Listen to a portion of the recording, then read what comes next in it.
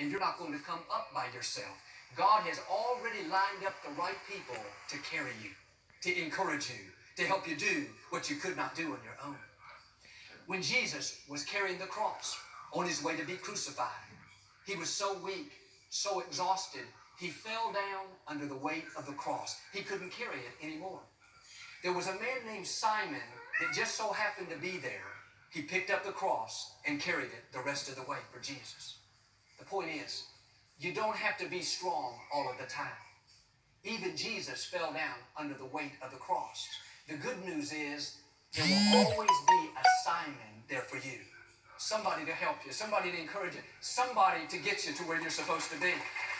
On the cross, even Jesus felt alone, forgotten. He was so stressed that he sweat great drops of blood. At one point he cried out, "My God, why have you forsaken me?" He was saying, "God, I've been dropped." It looked like the end, but the enemy never has the final say. God does. 3 days later, Jesus was sitting at the king's table, the victor, not the victim. Friends, God is a God of justice. When you don't have the strength to move forward on your own, don't worry. God will have angels to carry you. God is not going to let you stay in Lodabar.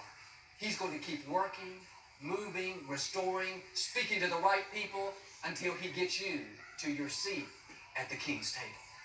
Dinner is not complete without you there. You may have been dropped, had bad breaks, you feel broken, crippled, but today you're being summoned to the table. We need your presence. We need your gifts. We need your smile, your joy, your laughter, not pushed down, not half-hearted. No, this is a new day.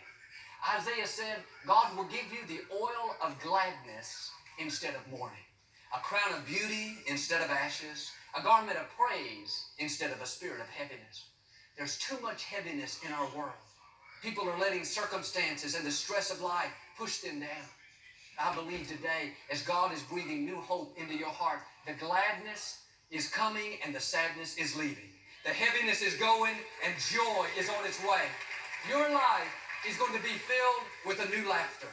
The scripture calls it joy unspeakable, full of glory. Years ago, there was a young man in South Korea that was dying from tuberculosis. One lung had already collapsed.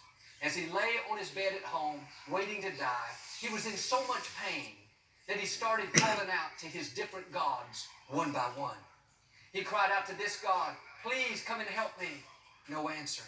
He called out to another God, "Please, won't you help me?" Still not an answer. Again and again and again. Finally, in desperation, he said, "If there's any God up there anywhere, I don't ask you to heal me. I just ask you to show me how to die." He was alone, felt forgotten, dropped by a life-threatening illness, no fault of his own.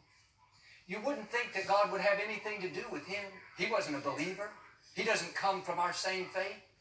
But the scripture says, call on the name of the Lord and he will answer you. It doesn't say call if you come to church, call if you know the scripture, call if you live the right kind of life. No, anyone is welcome to call. There's a seat at the king's table